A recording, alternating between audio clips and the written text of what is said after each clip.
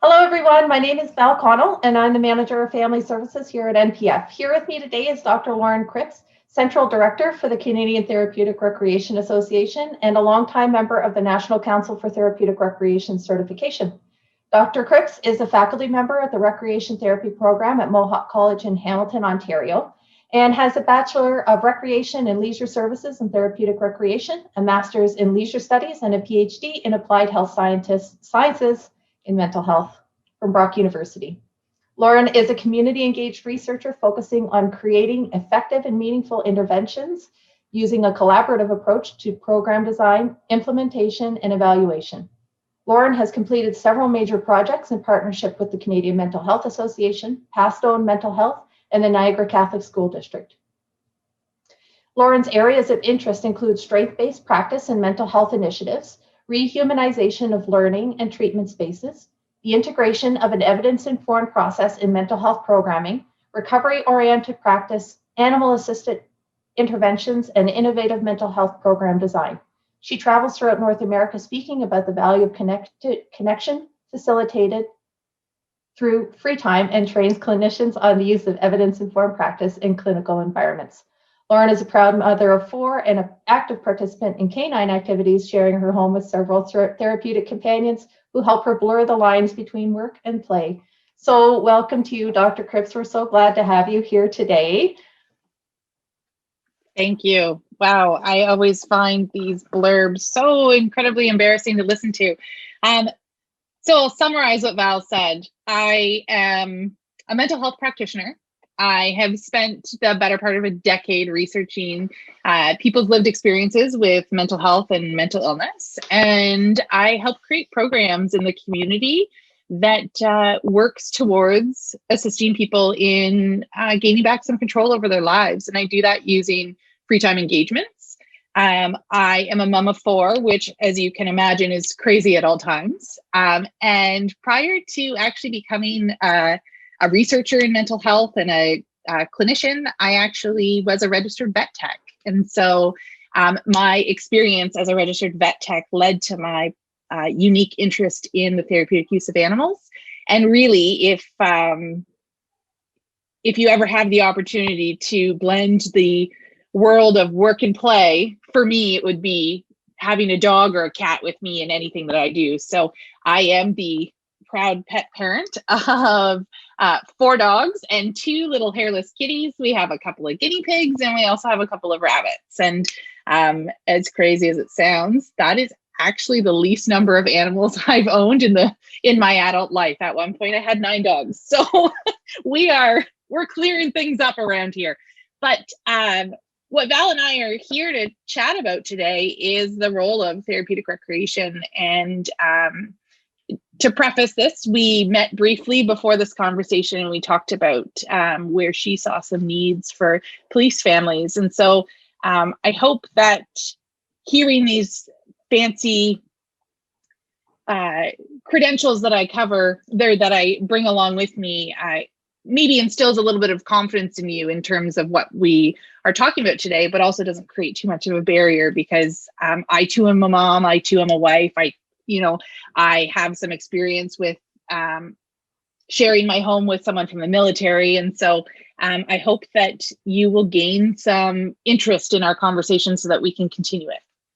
So I discovered you, Dr. Lauren, because February is Recreation Therapy Month, actually. And yes. I thought that this would be kind of an interesting theme for February for us, because basically I know that what we do in our spare time and our free time creates an empowered feeling in what we do. If we have control over our time and we are able to enjoy ourselves and connect with our families and friends, then we're better off for it. So I'm really excited to share kind of this conversation with you around free time and the impact it really does have on our well-being. Can you paint a picture for us about what therapeutic recreation is?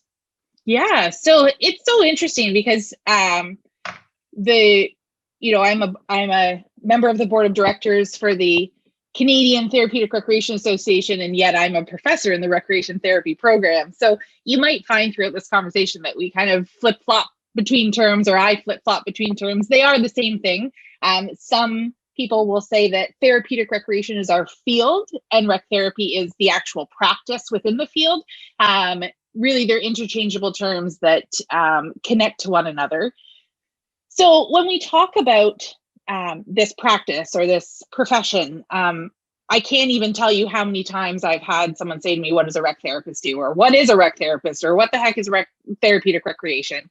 And I previously taught at Brock University for quite a few years. And one of the things that we used to task our students with is coming up with an elevator pitch, a 30-second explanation as to what rec therapy is. And it's so interesting because we would task them with it, but never task ourselves with it. So I don't have a 30-second explanation, but I hopefully won't make it more than an hour, more than a minute. So when I think about therapeutic recreation or recreation therapy, the simplest explanation that I can come up with is that it's an allied health profession that focuses on choices and engagement in one's free time activities. Another term for free time activities that we would use quite often, in particular in the research literature, would be leisure. But what I found is that when I use that term, it often creates some barriers for people because they're just not really sure what that means. But really, the purpose of our field is about helping enhance people's ability to engage in meaningful, freely chosen activities. And we know that when we do this, as Val sort of already pointed out, when we do engage in freely chosen activities, we have really positive outcomes. We typically can expect to see outcomes like increased positivity, increased autonomy, increased social engagement. And there's a lot of physical and cognitive, emotional health benefits associated with this type of thing. Effective therapeutic recreation practice, it would typically address the psychological, emotional, and social aspects of someone's life and helps to connect individuals to activities that are personally gratifying and really promote the internal desire for change. So what that means is that, we're an allied health profession that's actively connects with people and helps them figure out how to connect those central skills that they have. We typically are a strengths-based profession, which aligns well with the positive psychology literature. And in the notion of strengths-based, what we're looking at is the things that, have worked in your life in the past, the things that currently work in your life, the things that come naturally to you. Because what we've learned is that it's really hard to do things that you're good at and feel like crap at the same time, is basically the simplest way of explaining it. And so that's really what this profession capitalizes on. You'll find rec therapists often are part of the allied health treatment team in particular. When we look at health system-based care that's being received. So whether it's, hospital care or community-based care that's through a hospital system, we play a pretty active role in addiction services as well, because as you can imagine, we typically see people engaging in addictions during addiction type behaviors are really fueling their addictions in their free time. And so one of the things that a rec therapist would do in that perspective is really help people to connect to ways that they can fill that void that's really driving the addiction in the first place. Often rec therapists, my experience clinically is working specifically in mental health, and often rec therapists will work alongside of your social workers, your nurses, your occupational therapists, and your physiotherapists, all kind of working together as a team. But your rec therapist is going to be focusing specifically on that free time piece of your life in order to help you get the most of sort of the time that you actually have choice over. So I will say recreation therapy or therapeutic recreation, we extend over more than just the mental health population. There's lots happening across all populations of service, including, long-term care, physical rehabilitation. Certainly we see a lot of rec therapists connecting with social workers and child and youth workers in children's services. But I think for this conversation, we'll just kind of reserve it to what is the purpose of rec therapy in the context of law enforcement and their families.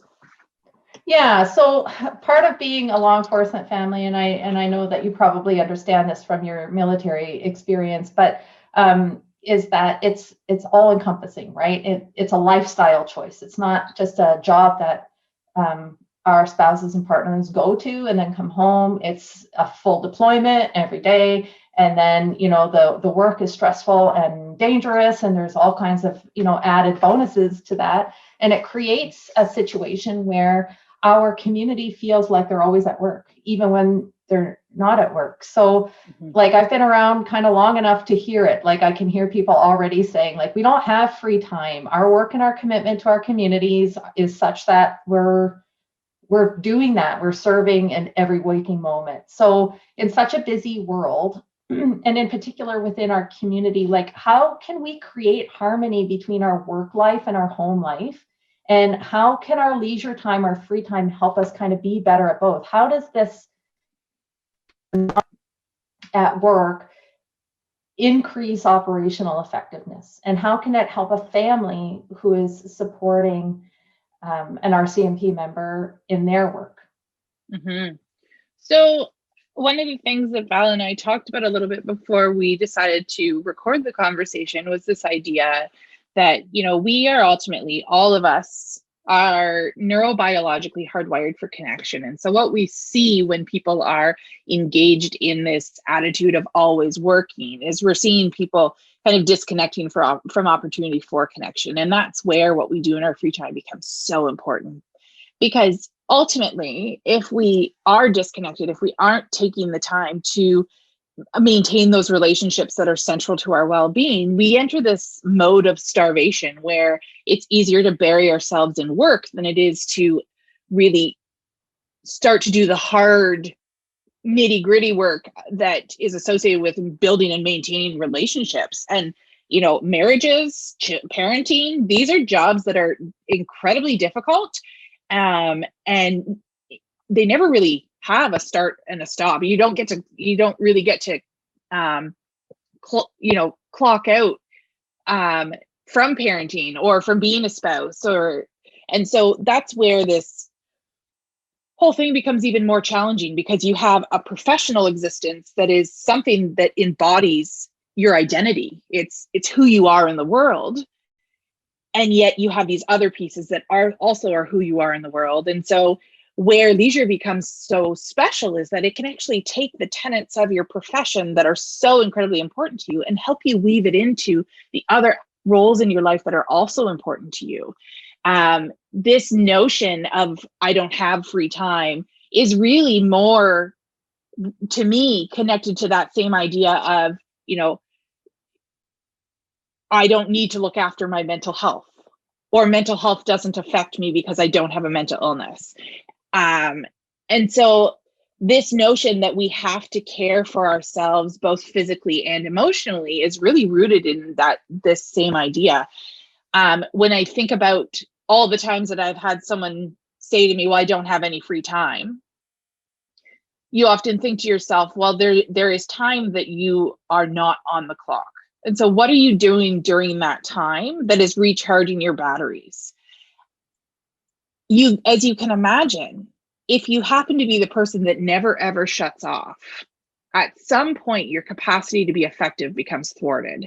At some point, you're going to become desensitized to the world in which you're existing. You're going to be less effective in all of the roles across your life. But when we take the time to really look at how we spend our waking hours, we often can figure out that we actually do have more time than we're aware of. We just aren't necessarily placing as much value on the time that's free as the time on which we're on the clock. And so there's lots of strategies that we use in our field to help people really identify when they do have time and what they need to do during that time in order to put the pieces back together. There's, law enforcement are not the only profession that struggles with this notion of free time. Coming from the academic environment, I can tell you, we also are not so great at turning off our mind and really doing the things that we need to do to be most effective in our practice. We we don't have particularly physically demanding jobs. And so the fatigue in which an academic feels is very different than the fatigue in which someone who perhaps works construction or a very physical trades job would feel, where they get that that wave that tells them, I need to give my body a rest. And so it's interesting because when you look at leisure theory, one of the things that's talked about within the leisure literature is this idea that there is a long-standing biblical context to free time that's really influenced the way people think about it. And so I was looking at some of my notes around this idea of leisure theory, and it actually, this notion of free time and boredom being problematic dates back as far as the 12th century. And it's this idea that the devil finds work or mischief for idle hands, or idle hands is the devil's work. And so it's so interesting to look at that long-standing belief and how that has influenced people over centuries and centuries to really hold on to that and realize that our primary identity has to be what we do professionally. If you think about it in the context of, any new adult that you meet, you come, whether you're a parent going to school, or you've joined a club for the first time, like a fitness club. When we talk to each other, one of the first things we ask is, what do you do? Because we automatically put on one another that our value comes from our professional existence. And yet, when we ask kids what they do, they don't say, I go to school, even though the majority of the time that they spend is actually in the classroom. When you break it down, they talk about the things that they do in their free time because that's where their identity is. So at some point between being a kid and being an adult, we allow ourselves to shift our identity based on our level of education, based on the way in which we engage in the world, based on monetary attributions. There's all of these things. And yet there's so much research that has shown that what we do in our free time is actually what balances our happiness the most. And so part of this, idea that I don't have any time, I don't ever, check out, I'm always on the clock, whatever it is, whatever the excuse is, part of that is this fear of, I really don't know what to do in my free time because I don't have anything else other than my job. And what I would challenge people to think about is, what does that mean for you when you're at the end of your career? Do you want to look back and say, I was a really great officer, and that be the end of the sentence? Or do you want to look back and say, I did my job, I was ethical and integral, and I contributed to my community, and I also was an involved parent, and I also was a dedicated spouse, and I also was a good son or daughter, and I also was. And so ultimately it comes down to where your priorities are, and it's really individualistic. It's, how do you want to define yourself on your deathbed? What do you want that to look like? And if you want it to look like more than, I was good at my job for 25 years, then let's talk about how you can do that. The other piece of it is, when all we have is our work, what happens in the face of disability and illness? What happens when we're injured on the job and we can no longer do it? What happens when our PTSD is so far out of control because we know that there's a way larger pandemic than COVID taking place amongst our frontline law enforcement, seeing things that our brains are not wired to see and carrying stress that our bodies are not meant to carry? And in the face of disability and illness, when all we have is our job, how do we possibly think that we can recover and be able to move forward with a life that's rich with meaning? And part of that is where we're seeing these astronomical levels of suicide taking place amongst this incredibly heroic population. And so, I think that when we can learn how to create more balance in our lives, we become more effective in all of our roles. And ultimately we have way more satisfaction. I don't want to live my life to work. I want to work so that I can live, if that makes sense. It does. And I hear you saying intention is part of this. Intentional creation of carving out of the space that you need. So one thing that we encounter quite often is numbing. And I know that this isn't unique to the law enforcement world, but we spend a lot of time doing it in various ways and functions. How do we know if it's numbing or if it's actually growth-oriented leisure time that we're spending? Like what are some things that some criteria that we can use to say, what is it that I'm doing right now? Well, I think it's, for me, as both a clinician and a researcher, for me, it's about what is it that you need? So it's about really gaining some important skills in terms of self-reflection and asking yourself, do I need to escape right now? And if so, here are some of the things that I know help me do that. Do I need to cope right now? Do I have physical sensations that are just bigger than me? Am I experiencing mental imagery that's torturing me? What is it that's going on? And really, when we can practice that self-reflection and understand what it is that's happening in order to make choices, informed choices, then suddenly we start to have a bit more purpose behind what it is that we do. The same type of activity can play many roles in what you're doing. So I may use, for instance, myself, I've already self-proclaimed as a obsessed animal lover. And for me, in the mornings, I'm slow to wake up. I've been slow to wake up my whole life. Nothing's going to change that. I love sleep, although I don't really know what sleep is these days because I have young children. But, for me, one of my favorite things to do is to go, I live right on the Niagara Escarpment, and to take my dogs and go take them off leash and interact with them, do some training. That activity is something that's incredibly important to me. For one, it's time by myself. It's not time in which I have my kids with me. It's just me and the dogs. It gives them an opportunity to connect to me to connect to them, and also me to connect to the world around me that is more than just my identity as a mother or as a researcher or as a clinician or as an anything. It's just me on my own as me. And when I do that first thing in the morning, the purpose of that is really to wake myself up, to kind of provide that activation so that I can really connect. And so it's get up in the morning. I can tell you, I'm still waiting for the day in which I think, well, geez, I really want to go out in the freezing cold, all bundled up without having coffee yet, and walk these damn dogs. It doesn't happen.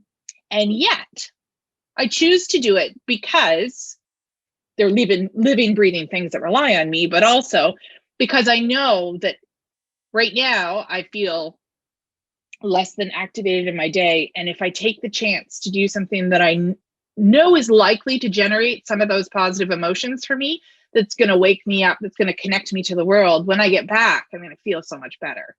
I have lots of friends coming out of the Faculty of Applied Health Sciences. You get to work with a lot of different disciplines. And one of the disciplines within my faculty where I studied was kinesiology.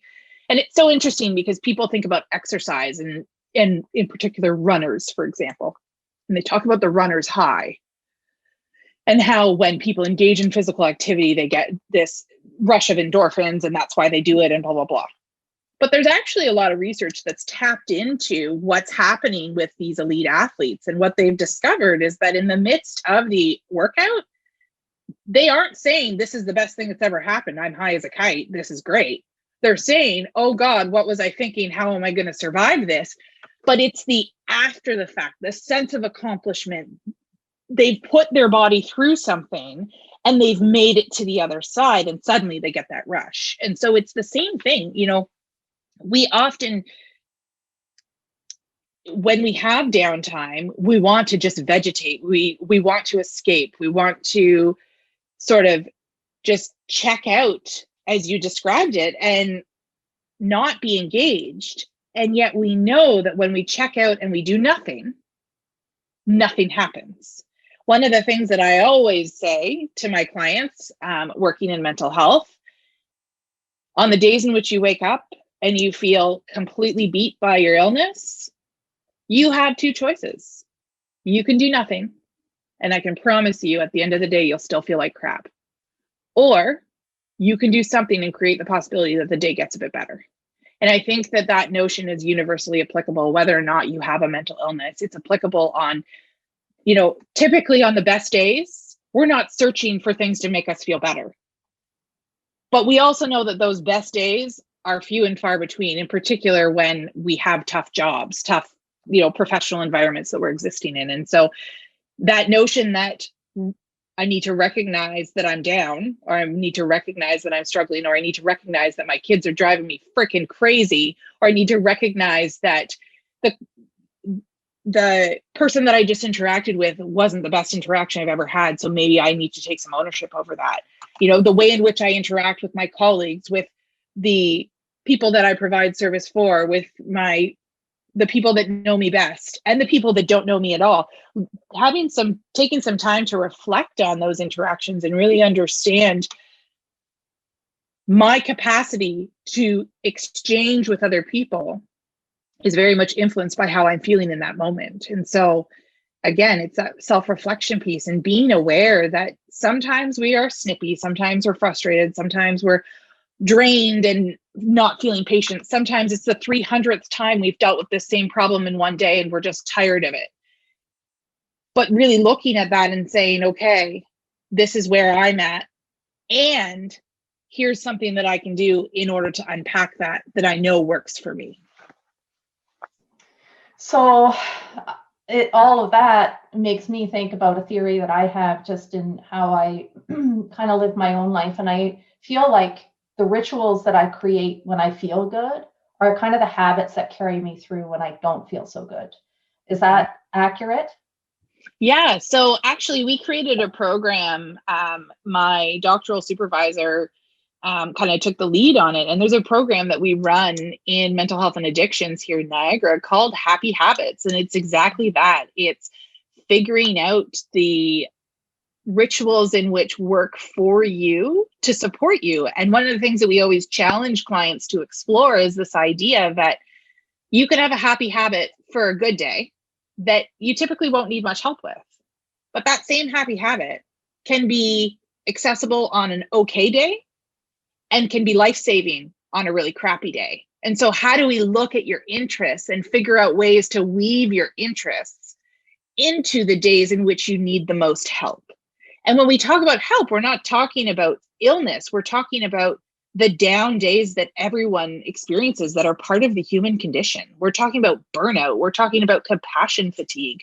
We're talking about the things in which you don't need a pathological illness in order to experience. And yet we also know that our rituals are what help us overcome and move back to the better days. And so, the difference between experiencing fatigue and experiencing depression really is longevity of symptoms more than anything, right? And people are afraid often to say, I need this time to take care of myself, because there's so much stigma associated with the possibility that you have a mental illness.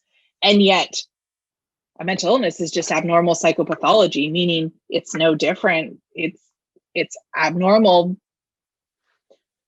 chemical balance in your brain, which is no different than abnormal chemical balance and hormones in your pancreas, in which would require insulin, right? We seem to think from the neck up that it's highly problematic, but from the neck down, it's something that we can talk about openly. So I definitely think rituals are, and I guess we should maybe be careful how we say rituals, because people might think, we're talking about switching the light switch on and off 15 times, right? There's a lot of people think of rituals in different ways. We mean sure.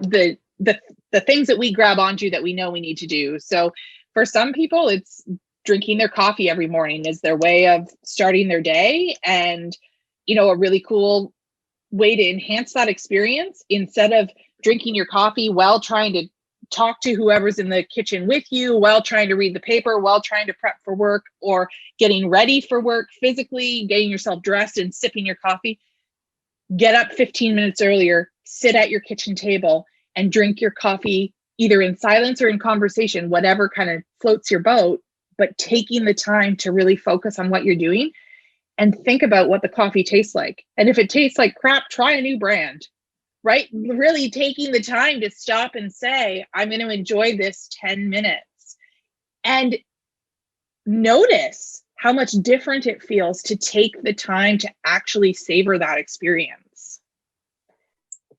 What's fulfillment? What is that? Oh my. And how does it have a part to play? How do we balance our personal fulfillment with the expectations of our family? How does our family balance expectations around fulfillment with respect to their member? How do we work around this, and what is it? To me, I'm sure I could tap into the literature and give some geeky scientific response, but to me, fulfillment is, really feeling connected to our personhood, really being connected to the things in which we value the most. And to me, fulfillment is that highly individualistic experience of understanding what are the things that matter to you the most and recognizing that no one else can define that for you. And so I think one of the challenges is we often feel unfulfilled in life because we're chasing the idea of what we think we should be instead of embracing the person that we already are.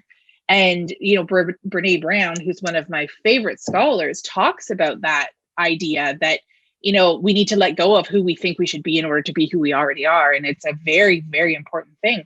And fulfillment comes from really tapping into your core values and the things that you want. It can be, and to me, it's this experience that's ever changing, right? It's not a static state. It's a continuous evolution of you, because fulfillment when you were 6 to 16 to 26 to 56 will always look different. And it's about allowing yourself to be a very self-directed, self-connected human being that recognizes the things in which matter to you the most, and also recognizes where you need to create boundaries so that you can hold on to the things that matter to you the most.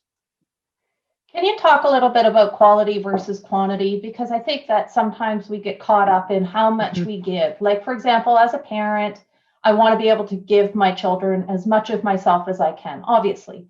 But sometimes that creates a depletion. And I know that my husband, who's a member, he wants to give as much as he can to his family, and he wants to give as much as he can to his work. But sometimes it falls out of harmony. I don't like the word balance so much because it means equal on both sides at all times. Yeah. But I prefer it to be more harmonious and fluctuating, because that's how our life is. So how do we know, is it quality or quantity? And how can we define that within the things that bring us fulfillment? And how can we define that within that intentional application of those things that create a sense of well-being or contentment within us? Mm-hmm. Well, I mean, to me, like, the notion of quality over quantity is a ever standing debate at best. And, I think you could couple quality over quantity with nurture over nature, and you could get someone who will argue both sides at any time. But to me, quality of engagement is where we start to actually see our capacity to, there's a theory in leisure called flow theory. And it's about this notion that when we're optimally engaged in whatever it is we do, and we have the ability to balance challenge and skill, we enter this state in which the world around us ceases to exist because we're so fully engaged in what we're doing. And I think, the theorist Csikszentmihalyi, who came up with this theory, he would argue that quality trumps quantity at any given time. And I think what's beautiful about that is that we don't have, as you said, equal parts, free time, obligated time. There's no competition there. In particular, as you progress through various life stages and you take on more commitment, more of this so-called adult life that everyone desperately wants to be when they're younger, and then gets there and goes, oh no. But this, responsibility seems to take away a lot of the quantity of time that we have. And so that's where really connecting with someone who can help you tap into the things in which you're good at, that recharge your batteries, that increase your sense of self, allows you to maximize the minimal amount of time that you might have. It's, also about coupling the opportunities that you have. So for instance, I'm very literary. I absolutely love to read, but I'm also an auditory learner. And so what I've found is that I absorb more information through auditory connection than I do through physically reading the words on the page. And so I've taken my interests and my workload and married them together by having a subscription for Audible, which obviously I will admit is a privilege for $15 a month or whatever. Not everyone can afford that. But one of the things that I've done, recognizing that outside of a pandemic, when you're rushing through 4 kids around to various activities, you end up spending a lot of time in the car. And so I listen to books as I'm driving, and I'll have, a headphone in listening to my books, or I'll put it through the Bluetooth speaker in my van or whatever it is, but I'm listening to something that's pleasurable to me instead of just having the radio on in the background and not really being connected to what's happening. So really practicing that mindfulness piece of being fully present. I press pause when my kids get in, then I take the opportunity to talk to them. And then when it's just me, the same thing. When I go grocery shopping, I do the same thing. I always wear my headphones. It's not because I don't want to connect with the world around me or smile at people from behind my mask. It's that I'm really trying to take the opportunity to use the time that I have to be purposeful. And it's something that's pleasurable for me. And so I do that. And it kind of creates a little bit more harmony between the lack of time that we have and the quality of the things that we do. So there are strategies that we can use to kind of bind our obligated time with things that feel good in a synchronous way, so that the things that we have to do suddenly become a bit more enjoyable. We're increasing that positive emotion. I think ultimately one of the greatest challenges is that people just don't have a lot of time anymore because, of course, the more free time we have, the more we try and fill it with things. We are constantly overloading our schedule. And so there obviously is some strategy on developing boundaries and realizing that you need to create some free time and not be so overprogrammed. But then equally recognizing if the things in which I'm programming myself to do or committing myself to do have the basic tenets of leisure, where they're freely chosen, where they're things that generate the possibility of positive emotion, where they're things that allow us to connect to our strengths, then suddenly the time in which we have is really purposeful and it's still contributing to our overall well-being. Right. And I love that. And I think that we struggle because do we have to feel guilty about this? Because there's so many other things that we could be doing with our time. I'm sure that when you're out with the dogs in the morning, you're thinking you get caught up in all the things that you would be doing, right? Or for example, lots of members are on call, so they're kind of strapped to their phone and they can't really do the things that they might normally do. So they feel guilty for doing anything at all. So maybe, can you write us a permission slip? Right? Yeah, I'll get us academics get prescription pads, because we're such important doctors. It's funny. It reminds me of a conversation that I had with my daughter a few years ago where I was trying to help her with her math. And she said, "Mom, aren't you some kind of doctor?" And I said, "I am, but not the useful kind." And, not to put down academics, but, they think of us, when you hear doctor, you think of medical, and sadly, that's not what I do. But that's just a tangent to welcome everyone into the dangerous place that is my mind. But in terms of, this giving ourselves permission, it's more of a choosing to take permission. Ask for forgiveness rather than permission in my world, right? Recognizing, hey, I can be better at everything I do if I take the time to actually be purposeful when I'm not in a space that's obligated, right? I also have a partner who is on call all the time. He happens to be the boss. And when you're the boss, you never put your phone down. And it's one of those things where, as a spouse, it becomes very frustrating to be the other person in the room, to know that ultimately you're always going to be trumped by that phone making a noise. And so I've found myself in our family dynamic, the phone can be very triggering for me in terms of frustration when we're trying to do things as a family, or even something as simple as we've decided to do groceries together and the phone's buzzing and it's, I automatically get that reaction of, oh, great, now he's got to go again. Right. And so you become spiteful. And now suddenly the time in which you're spending together isn't useful. So strategies like using do not disturb and recognize, having reserved numbers on that phone, where that's going to come in. And so really building in that purposeful, the only time that phone is going to ring is if it's an actual I have to go moment, or, whatever the strategy is, to recognize that in our time, we have to allow ourselves to connect to other people. And if we're allowing devices to get in the way of our connection, then ultimately there's no connection happening at all.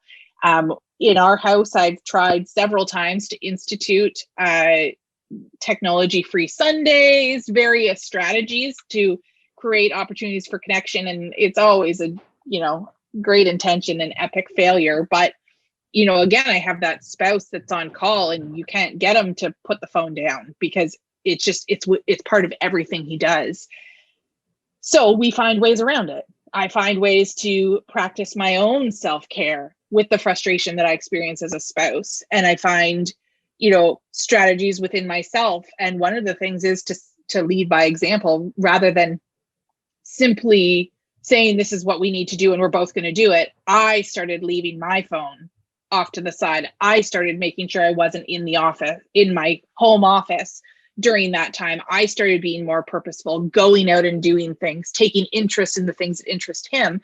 And suddenly what was happening for me is although I was feeding his monster of the things that interest him, I was also feeding my own monster because I was getting my partner back and I was getting to do the things that felt good. And I wasn't feeling like I was competing because I'd left the rest of the world behind. Yeah.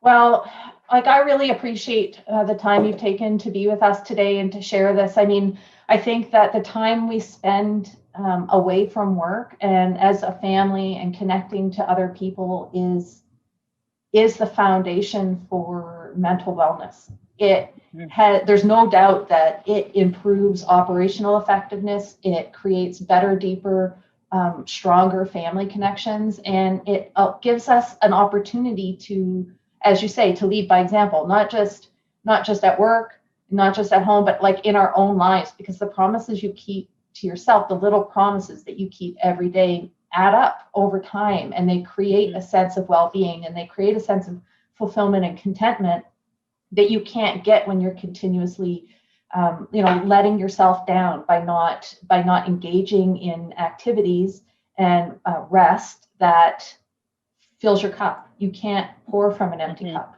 and you can't give, and you come to the end of your rope eventually. I know myself, I was there, and I struggled because I was empty. I was trying to be the best RCMP wife I could be. I was trying to give my Mountie all the space he needed to do the things he wanted to do. But at the end of the day, I actually forgot what I enjoyed doing. I had no hobbies.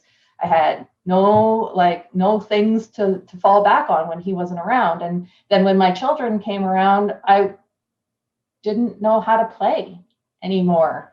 And I didn't know how to take the time to relax and connect and to be. And so that intentional application really changed so much in our lives, and not just for me personally, but I know that it was key contributing factor to my husband's recovery from his operational stress injury. And I know that it continues to be a source of healing and wellness for him, because he knows that he needs to take the time to do the things that he wants to do. And you know what? Sometimes they don't always fit into my box of fulfilling items. And that's okay. And I need to give him the space to do that. And I need to allow my space to do that. And I need to allow for my kids to have space to do that too. Before I let you go, though, could you give us some tips on reintegration? And when I say reintegration, I know you're familiar with this as, when you return home from a deployment, but because police officers deploy every day, they reintegrate every day. What can we do as families to make that easier? And how can we apply these theories and the things that we understand about leisure time and free time? How can we apply that in that moment? Because it's like a really brief moment when they come through the door.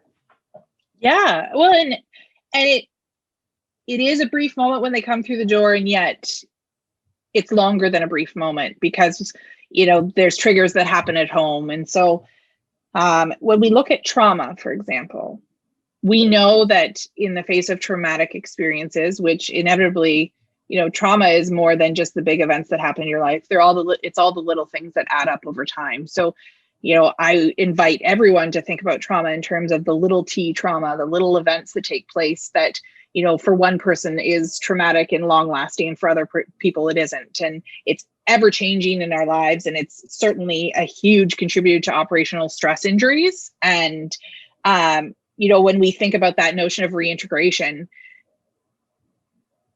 these officers are going out into the world and they're, assuming the power and position of a soldier at war in some ways, right? It's maybe not the best analogy, but for me, it paints a picture of this stoic person that they become when they put their uniform on. That's part of the expectation. And yet that same stoic person then re-enters into a family and that identity disappears or is supposed to disappear. And in the presence of all of the difficult things that happen throughout the day, we start to see a blending between those two. Or maybe we see that this stoic human being who buries all the challenges of what they're doing becomes the identity that takes over completely because that's the safest space to be in. And because when I'm out in the world, I'm good at what I do because I can wear this mask, right? We know from Brené's work, we know that our capacity for vulnerability is never greater than our capacity for connection. And so really tapping into this idea that in that reintegration, that's where we have the capacity to connect to other people because we're finally in a role in which we're allowed to connect. Not to say that officers can't connect when they're out in the world, because surely many of them do. You see so many videos of officers doing wonderfully kind things to people in their community, but they're also villainized on a regular basis. And sometimes you start to take on that identity of being a villain because it's, someone can only tell you you're a piece of crap for so long before suddenly you decide that that's part of how you see yourself as well. And so when we talk about strategies for reintegration, it's really about, for me anyways, when I think about it, it's about practicing some mindfulness and having some concrete, tangible things in which we do that intention piece that allows us to park what happened outside the home and recognize now I'm this. And that might be part of, depending on where officers, dress and undress, it might be having some purposeful intention of, as they take off each item of clothing, saying something to themselves or practicing one thing, each item of clothing is one thing that I'm grateful for today. And really allowing that headspace for the shift, right? I know a lot of officers often bring their weapons home. That's another piece of the puzzle. It might be when you lock up that weapon inside your house, you're now locking your identity with that weapon and recognizing. The other part of it is recognizing as a family, what can we do to support our officer? Yes, we don't want our whole world to be about them, right? As you described, when your whole identity is the other person, you don't have an identity at all. And so taking some time to really unpack together as a unit, what can we do to support each other? Because ultimately, if you think about the dynamic, so Val, using your family as an example, you're at home, you've worked all day, your kids are home, they've been at school all day, your husband's at work, you all come together, you've all had 3 different roles that have been stimulated in different ways. The kids have had to behave themselves all day, which is challenging for any kid, right? There's this set of expectations of how you behave at school. So kids spin out of control when they get home, which is what we expect them to do if they're actually well developed and healthy.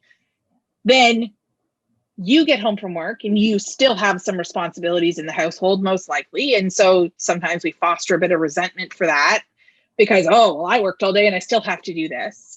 And then our spouse comes through the door and we immediately just see this explosion. So, and it's not necessarily an outward explosion. Maybe it's they came through the door and I got triggered because they dropped their stuff at the front door and now I notice that I'm frustrated.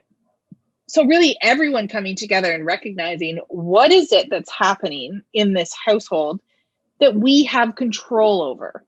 So I have control over how I greet you. I have control over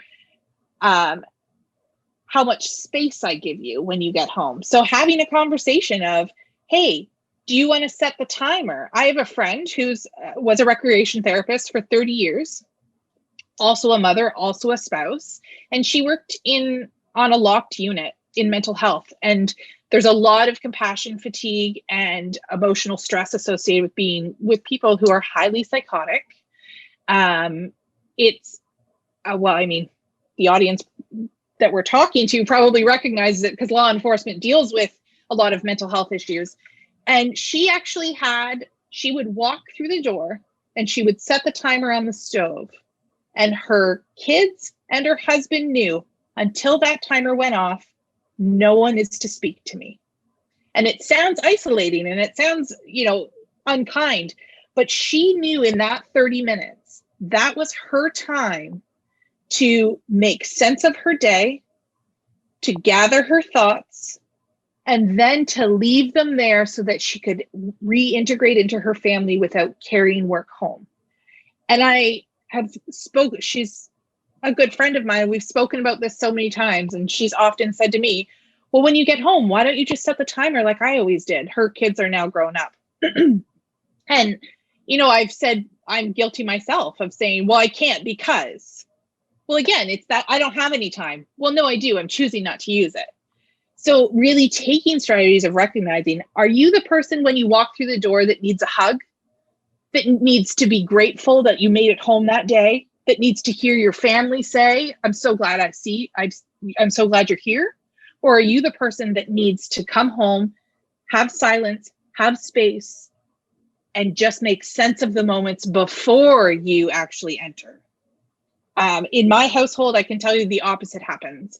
I get home and I've barely opened the front door and all you hear is, Mom, I need, Mom, this happened.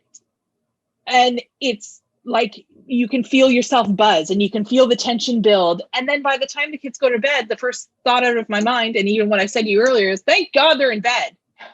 Well, that's not how I want to feel about them. So how do we create boundaries that actually serve our reintegration in a way that supports our capacity to let go of what's affecting us and enhance what's in front of us, which are the relationships? Right. Thank you so much. Those are wise words. And I think that it's okay to be both. It's okay to be the person that needs to jump in. It's okay to be the person that needs to take the time, as long as you're clearly and kindly communicating those things with your family, and your family is clearly and kindly communicating their needs too. I think that you probably create a more intentional space for everyone to kind of work through their day, because we all are. Yeah. Well, and another piece to think about is, in the face of people who are experiencing trauma of any kind, whether it's formally diagnosed PTSD or experiences of trauma that are just starting to build up over time and starting to eat away at you, we sort of have,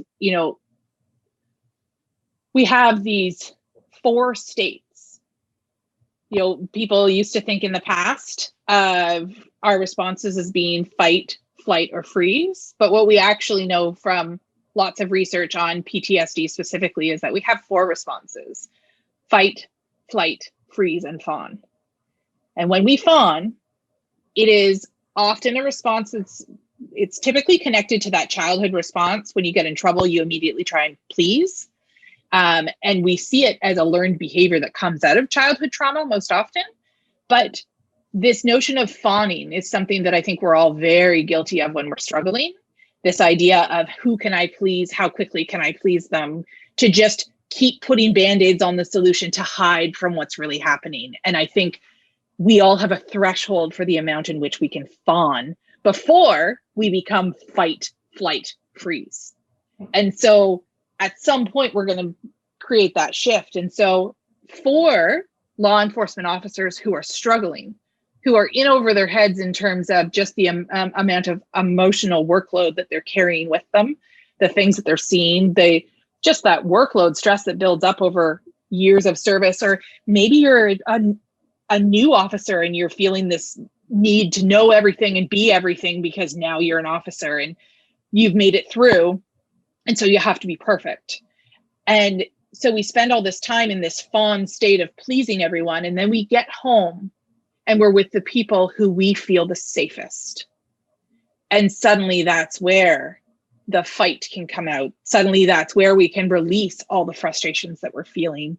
And yet what's actually happening is that we're rupturing the safety that we have and we're alienating ourselves further. And so I think a really important conversation that perhaps we tap into in another chat is this idea of the 4 stress responses and what they mean and how do we connect, because the stress responses are part of the human condition. You don't have to have PTSD to have stress response. Oh. You don't have to be traumatized to have stress response. You just have to have stress to have stress response. And so when we can start to practice that self-awareness and just have the skills to take a step back and say, I'm sorry, I totally just snapped on you and I'm not sure why. Or I'm sorry, I've been avoiding you this week. I can feel that I'm avoiding you and I'm not sure why. Or even, when we're interacting, it's like my mind goes blank because I have nothing left and I don't know how to do this for you. Yeah. Having the skills to recognize when we're doing what we're doing, when we're at work and we are doing that fawn thing where we're just actively doing anything to please people around us, taking a step back and saying, hey, you know what? I'm noticing that I'm doing this on a regular basis. Maybe something's up.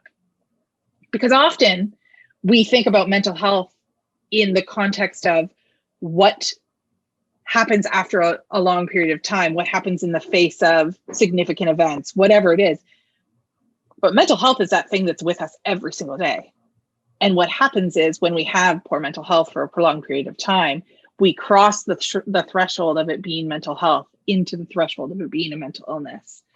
And so we have some responsibility in really exploring that and recognizing how to care for ourselves. It's not to say, mental illness certainly has some genetic factors. There's a lot of pieces to it, but there are environmental factors that have a huge influential component on the symptoms really taking over our lives. And so being able to recognize our stress responses and what they mean in the context of the situation we're in gives us a whole lot of information about what we need in order to do things better.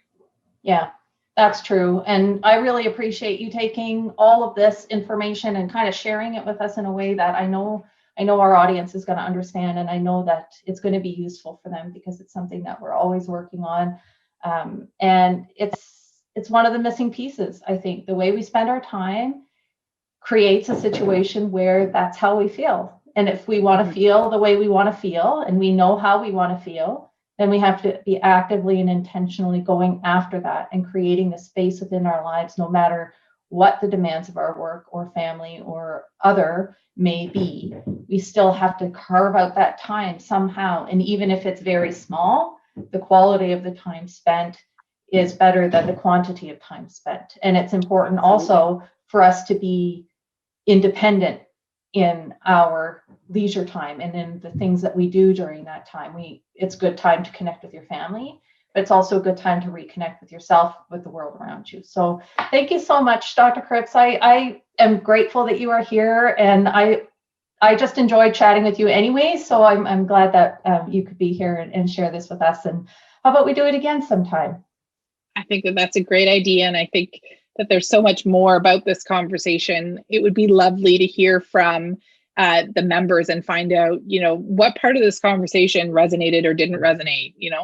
Let's do a start, stop, continue. Or we're both teachers in previous lives or in current lives. And, this notion of start, stop, continue, what's something we said that's helpful? What's something we said that you just don't think is relevant? And what would you like to hear more about? Because ultimately, when we have the opportunity to come together, when we can bridge the academic research world, the mental health world, and the real world, and work together to kind of understand each other's challenges and each other's strengths, we support each other in a way that really serves a community with so much more meaning. And so I can say that the pleasure is all mine. Obviously, you're very easy to talk to. The subject matter is very easy to talk about for me because it's of both personal and professional interest. And I hope that the people who watch this video take something away to realize that we all struggle. We all are doing the best that we can given the exact moment that we're in. Brene Brown, who I keep mentioning, talks about that in terms of generosity. We extend the generosity to everyone, that everyone's just doing the best they can in that moment. And I think right now that certainly has so much value because we are just trying to slug through a time in which no one was ever prepared to actually experience. So thank you for having me. Thank you for letting me talk about what matters to me. And I look forward to continuing this conversation. It's been a pleasure.